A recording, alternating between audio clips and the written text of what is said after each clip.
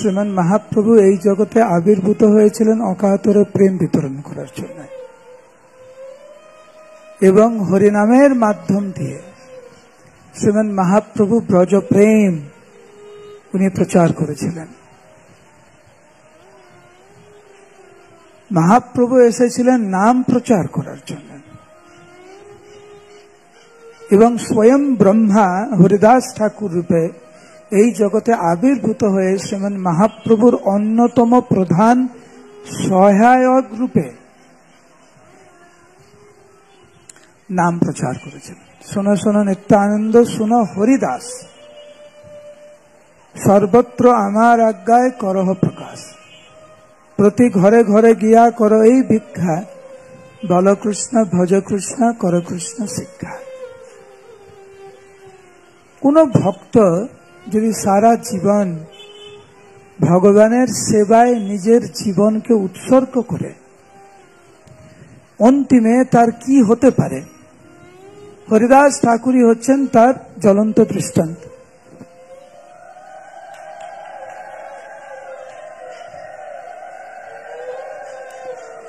হরিদাস ঠাকুর হচ্ছেন তার জ্বলন্ত দৃষ্টান্ত। বাংলায় কথা, সাধন করো ভজন করো মূর্তি জানলে হয়। কি মহিমান্বিত ভাবে একজন ভক্ত দেহত্যাগ করতে পারে, তার জ্বলন্ত দৃষ্টান্ত হচ্ছে হরিদাস ঠাকুর, যিনি সারাটা জীবন নামের আশ্রয়ে ছিলেন। হরিদাস ঠাকুরের আবির্ভাব শ্রীমান মহাপ্রভুর আবির্ভাবের অনেক পূর্বে, এবং মহাপ্রভুর আবির্ভাবের অনেক পূর্ব থেকেই হরিদাস ঠাকুর নামের আশ্রয় গ্রহণ করেছিলেন, নাম প্রচার করেছিলেন। 22 বাজারে যে বেত্রাঘাট, তো মহাপ্রভুর আবির্ভাবের অনেক আগে। কি দোষ ছিল ওনার? নাম গ্রহণ করেছিলেন। 24 বছর যে মহাপ্রভু নদিয়াতে ছিলেন, বিশেষ করে গয়াধাম থেকে ফিরার পরে শ্রীমান মহাপ্রভু যে উনার যে আমূল পরিবর্তন হয়েছিল তার সাক্ষী, এবং নদিয়া লীলাতে সন্ন্যাস লীলা পর্যন্ত হরিদাস ঠাকুর ছিলেন শ্রীমান মহাপ্রভুর নিত্য সঙ্গী। গৌরগত প্রাণ ছিলেন হরিদাস ঠাকুর। সেই মহাপ্রভু যখন সিদ্ধান্ত নিলেন উনি সন্ন্যাস নিয়ে মায়ের আদেশে যখন জগন্নাথপুরী ধামে যাবেন, হরিদাস ঠাকুর কি করে মায়াপুরে থাকতে পারে? কিছু কিছু ভক্ত মায়াপুর ত্যাগ করেছিলেন, যেমন শ্রীবাস ঠাকুর মায়াপুর ছেড়ে দিয়েছিলেন। আমি মায়াপুরে থাকবো না। কেন থাকবো না? মহাপ্রভু নেই, কেন থাকবো? চলে গেলেন হালি শহরে। এরকম মায়াপুর অনেক ভক্ত পরিত্যাগ করেছিল মহাপ্রভু চলে যাওয়ার পরে। হরিদাস ঠাকুর উনি গৌড়ীয় বৈষ্ণবদের সাথে উনি গেলেন নীলাচলে। শ্রীমান মহাপ্রভু যেভাবে গৌড়ের ভক্তদেরকে অভ্যর্থনা জানিয়েছিলেন, যেভাবে শ্রীমান মহাপ্রভু স্বয়ং সমস্ত ভক্তদেরকে সম্মান জানিয়েছিলেন, সেইটা দেখে সার্বভৌম ভট্টাচার্য মহারাজ প্রতাপরুদ্র স্তম্ভিত হয়েছিলেন। কারণ ওই সময় সার্বভৌম ভট্টাচার্য এবং মহারাজ প্রতাপরুদ্র উভয়ই শ্রীমান মহাপ্রভুকে অখিল বিশ্ব ব্রহ্মাণ্ডের মালিক পরম পুরুষোত্তম ভগবান রূপে মেনে নিয়েছিলেন। সেই ভগবান কত আনন্দিত চিত্তে প্রত্যেকটি ভক্তকে সম্মান জানিয়েছিলেন। যখন গৌড়ে থেকে পুরী ধামে গিয়েছিলেন, প্রতাপরুদ্র এবং সার্বভৌম ভট্টাচার্য স্তম্ভিত হয়ে গেছে।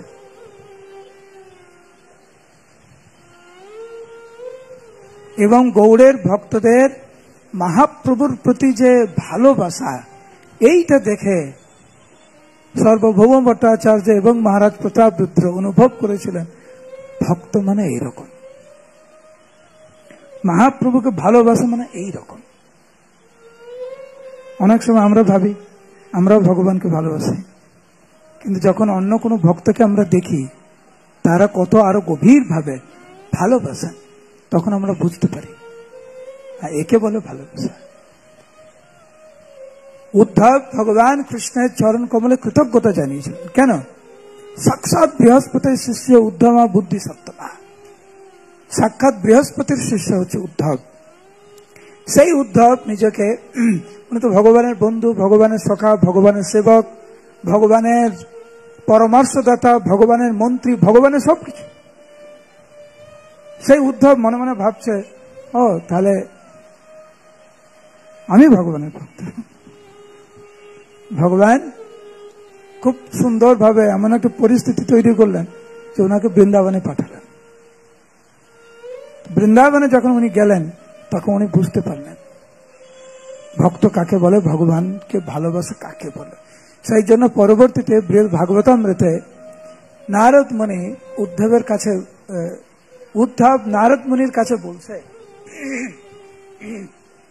যে হে নারদ মুনি, এখন আমি বুঝতে পেরেছি যে অল্প হলেও ভগবান আমার উপরে কৃপা করেছিলেন, তা না হলে উনি আমাকে বৃন্দাবনে পাঠাতেন না। উনি যদি বৃন্দাবনে না পারতেন আমি কখনোই বুঝতে পারতাম না যে ভক্ত কাকে বলে। আর আমার মধ্যে যে ভক্তি নেই, আমি যে ভগবানকে ভালোবাসতে শিখলাম না, এটা উপলব্ধি হতো না আমার। যখন বৃন্দাবনে গেলাম তখন উপলব্ধি হল।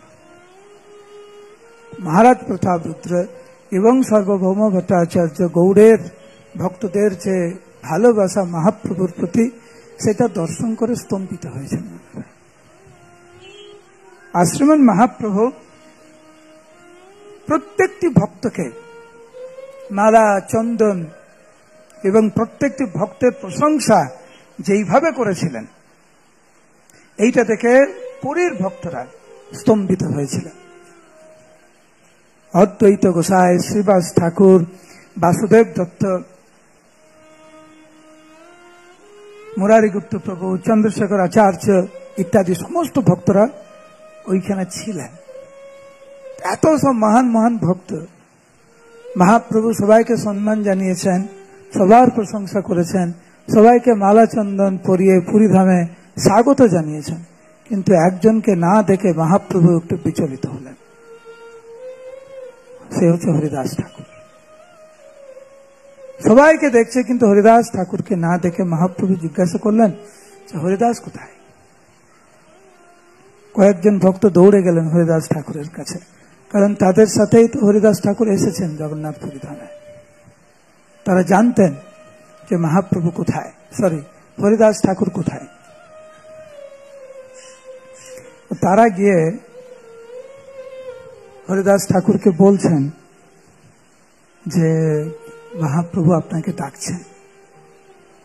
হরিদাস ঠাকুর তখন উত্তর দিলেন, হরিদাস কহে মুই নিচ জাতি ছাড়, মন্দির নিকটে যাইতে নাহি অধিকার।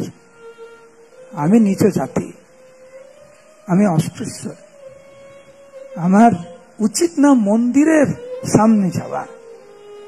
তো তোমরা গিয়ে মহাপ্রভুকে একটু অনুরোধ করো, আমি তো যাব না। তো যদি নিবৃত্তের টোটা মধ্যে স্থান যদি পাও, কোন নিবৃত্ত স্থানে ছোট্ট যদি একটু বাগান কোথায় একটু থাকে, আমি সেখানে থেকে নামের আশ্রয় গ্রহণ করলাম। মোর এই বাঞ্ছা হয়, এটি আমার বাঞ্ছা। তো ওই ভক্তরা হরিদাস ঠাকুরের কথা শুনে মহাপ্রভুর কাছে এসে হরিদাস ঠাকুরের মনোভাব ব্যক্ত করলেন। হরিদাস ঠাকুর তখন সমস্ত ভক্তদেরকে, মহাপ্রভু তখন হরিদাস ঠাকুরের কাছে যাওয়ার জন্য উনি উদ্যত হলেন, কিন্তু ওনার ইচ্ছা যে কোনো ভক্ত যেন ওনার সাথে না যায়। সবাইকে স্বাগত জানিয়েছে, তোমরা এখানে থাকো, আমার ভক্তকে আমি খুঁজে নেব। এইটি হচ্ছে মহাপ্রভুর ভাব। আজকে আমি সকালে বলছিলাম, ভগবানকে দেখার চেষ্টা করবে, এমন ভক্ত হয় ভগবান তোমাকে দেখতে চাইবে। এখন প্রায় আমরা শুনি গুরুদেবের সাথে কথা বলতে চাই, গুরুদেব আমাকে চিনল না। আরে এমন সেবা করো না, গুরুদেব বলবে কে এটা করেছে, ওকে ডাকো, আমি ওকে দেখতে চাই। এটা যে প্রকৃত ভক্তের মনোভাব। এরকম ভগবানের সেবায় এমন ভাবে নিয়োজিত হওয়া যে ভগবান নিজে জানতে চাইবে কে কে করেছে এটা। নরোত্তম দাস ঠাকুরের কথা মনে আছে? লোকনাথ দাস গোস্বামী জানতে চাইছে কে এই সেবাটা করছে, তারপরে খুঁজে পেয়েছে এ হচ্ছে নরোত্তম, ঠিক আছে আমি তোমাকে স্বীকার করলাম। ভগবানকে দেখতে চাই, গুরুদেবকে দেখতে চাই। এটার থেকে আরো বেশি গুরুত্বপূর্ণ ভগবান এবং গুরুদেবের সেবায় কিভাবে আমি নিজেকে নিয়োজিত করতে পারছি, যার দরুন ভগবান এবং ভগবানের শুদ্ধ প্রতিনিধি জানতে চাইবে কে করেছেন, ওকে ডাকো, বা ওনারা নিজেরা আসবেন।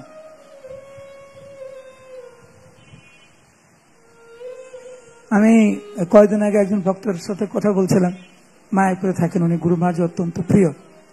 উনি বলছেন মাঝে মাঝে এখানে বিশেষ অতিথি আসে। আমি বুঝতে পারিনি কি বলছে। বলছে আমার ঘরে মাঝে মাঝে বিশেষ অতিথি আসে। বিশেষ অতিথি কে আসে? বলে মাঝে মাঝে গুরুদেব এখানে আসে জিজ্ঞাসা করতে কি করছি আমি। বুঝতে পারলাম আমি ও কত ইম্পর্টেন্ট সেবা করে। গুরু মহারাজ ওর কাছে চলে আসে, কি করছো, কোথায় কি হচ্ছে না হচ্ছে, এটা কেমন হলো, কি করে করলো, খুব সুন্দর হয়েছে। ওই রকম শরণাগতি হরিদাস ঠাকুরের, ওই রকম শরণাগতি ছিল।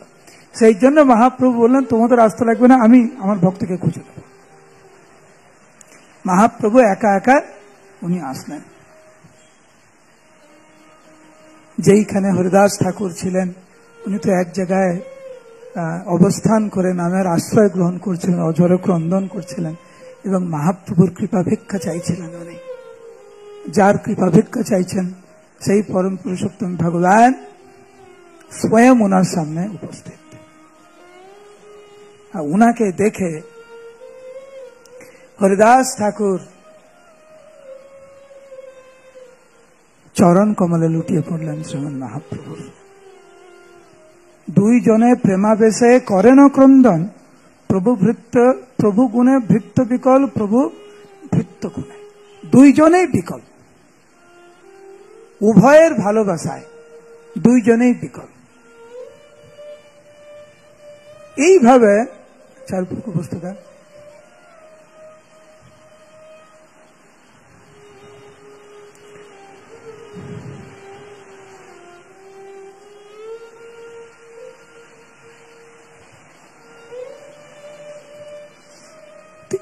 এই যে বর্ণনা, যে দুইজনে প্রেমাবেশে করেন ক্রন্দন, প্রভু গুণে ভৃত্য বিকল, প্রভু ভৃত্য গুণে, এই বর্ণনা কিন্তু চৈতন্য চরিতামৃতে এবং চৈতন্য ভাগবতে আমরা প্রায় দেখি। রায় রামানন্দ মহাপ্রভু একই বর্ণনা। স্বাভাবিক প্রেম দুহার উদয় করিলা, দুহা আলিঙ্গিয়ে তুহে ভূমেতে পড়িলা। দুইজনেই বিকল, শ্রীমন মহাপ্রভু এবং রায় রামানন্দ। এইখানে দুইজনেই বিকল, চৈতন্য চরিতামৃতের বর্ণনা। মহাপ্রভু বিকল আর হরিদাস ঠাকুর বিকল। কেন? প্রভু গুণে ভৃত্য বিকল, প্রভু গুণে প্রভু ভৃত্য গুণে। উভয়ের প্রতি যে ভালোবাসা, তার ফলে বিকল।